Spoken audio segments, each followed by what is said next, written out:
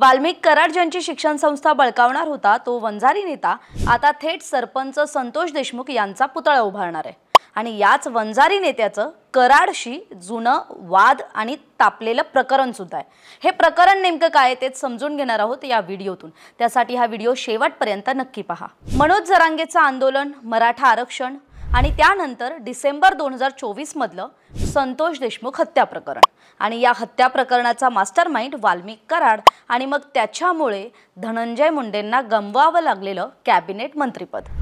या संपूर्ण घटनाक्रमामुळे वादात आलेला बीड जिल्हा।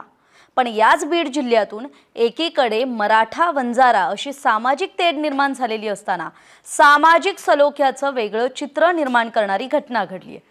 ते म्हणजे बीड जिल्ह्यातील वंजारी समाजाच्या एका मोठ्या संस्थेनं आपल्या माध्यमिक शाळेला संतोष देशमुख यांचं नाव देण्याचा निर्णय घेतलाय। एवढंच नाही तर त्या शाळेत ते संतोष देशमुखांचा पुतळा सुद्धा उभारणार आहेत। बीडच्या नवनिर्माण शिक्षण प्रसारक मंडळ या संस्थेचे अध्यक्ष आहेत आणि राष्ट्रवादी काँग्रेस पक्षाचे विजयसिंह उर्फ बाळा बांगर या नेत्यांनी सोमवारी म्हणजेच आज 21 एप्रिल रोजी मस्साजोगचे दिवंगत सरपंच संतोष देशमुख यांचे बंधू धनंजय देशमुख यांची मस्साजोगला जाऊन भेट घेतली। या दोघांच्या चर्चेनंतर त्यांनी माध्यमांशी संवाद साधला आणि यावेळी ते नेमकं काय म्हणाले पहा। हेतू असा आहे की संतोष अण्णा देशमुख हे मानवतावादी होते। त्यांचे विचार हे तळागाळापर्यंत पोहोचण्याकरता आणि ते आज आपल्यासोबत देहानी नसले, शरीराने आपल्यात नसले तरी त्यांचे विचार हे आपल्या सदैवत असणार आहेत व त्यांचे विचार हे मानवतावादी व माणुसकीचे विचार होते। तेच विचार कायमस्वरूपी जिवंत राहण्यासाठी नवनिर्माण प्रसारक मंडळाचा अध्यक्ष नात्याने मी असा निर्णय घेतलेला आहे की स्वर्गवासी संतोष अण्णा देशमुख यांचं नाव नवनिर्माण शिक्षण संस्थेमधील एका शाळेला, माध्यमिक शाळेला 5वी ते 10वी असणाऱ्या शाळेला संतोष अण्णा देशमुख यांचं नाव द्यायचं व त्या शाळेपुढे संतोष अण्णा देशमुख यांचा एक पुतळा उभारण्यात येणार।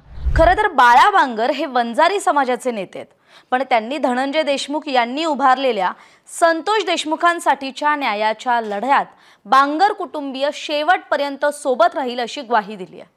त्यामुळे आता प्रश्न पडतो की बांगर यांचं देशमुखांना समर्थन कसं? तर शत्रूचा शत्रू तो आपला मित्र या सूत्रानुसार पाहिलं तर बाळा बांगर आणि वाल्मिक कराड यांच्यात वाद आहे। आता बाळा बांगर कराड विरोधात नेमकं काय तेही पाहूयात। विजयसिंह बांगर उर्फ बाळा बांगर हे राष्ट्रवादी काँग्रेसचे कार्यकर्ते आहेत। पक्षफुटीनंतर ते अजित पवार आणि धनंजय मुंडेंसोबत होते आणि त्यांनी आपल्या राजकीय कारकिर्दीच्या सुरुवातीला सुद्धा धनंजय मुंडेंसोबतच काम केलंय। अगदी ते लोकसभेआधीपर्यंत अजित पवारांच्या राष्ट्रवादी काँग्रेस पक्षाचे बीड जिल्ह्याचे युवक जिल्हाध्यक्ष म्हणून काम पाहत होते। पण लोकसभा निवडणुकीत बांगर यांनी बजरंग सोनावणेंचं काम केल्याचा संशय धनंजय मुंडे आणि वाल्मिक कराड यांना आला। त्यानंतर विजयसिंह उर्फ बाळा बांगर यांना पक्षातून काढण्यात आलं आणि पुढे विजयसिंह बांगर यांच्या विभक्त पत्नी म्हणजे मयुरी बांगर यांच्यामार्फत बांगर कुटुंबियांच्या संस्थांवर दावा टाकण्यात आला असा आरोप झाला आणि त्यामुळेच बांगर विरुद्ध कराड हा वाद तापला। आता हे बाळा बांगर पवारांच्या राष्ट्रवादीचं काम करत असल्याची माहिती आहे, कारण त्यांचे वडील रामकृष्ण बांगर हे शरद पवारांना दैवत मानून त्यांच्या राष्ट्रवादी काँग्रेस पक्षासाठी काम करतात। त्याच रामकृष्ण बांगर यांची ही नवनिर्माण शिक्षण संस्था आहे। सध्या या संस्थेची जबाबदारी बाळा बांगर यांच्याकडे।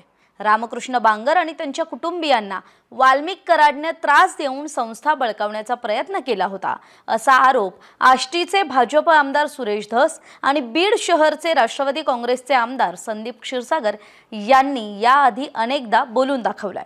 मात्र संतोष देशमुख हत्या प्रकरणाचा मास्टरमाइंड असल्याच्या आरोपाखाली वाल्मिक कराड हा आता जेलमध्ये अडकलाय। तरी बीड मधला हा सामाजिक सलोखा राजकीय द्वेषातून असो वा खरंच सामाजिक बांधिलकीतून आलेला असो, तो कायम टिकून राहावा आणि बीड मधल्या गुन्हेगारी आणि खंडणीखोरांच्या विश्वाला पूर्णविराम मिळावा इतकंच। आपली याविषयीची मतं कमेंट करून जरूर कळवा। धन्यवाद।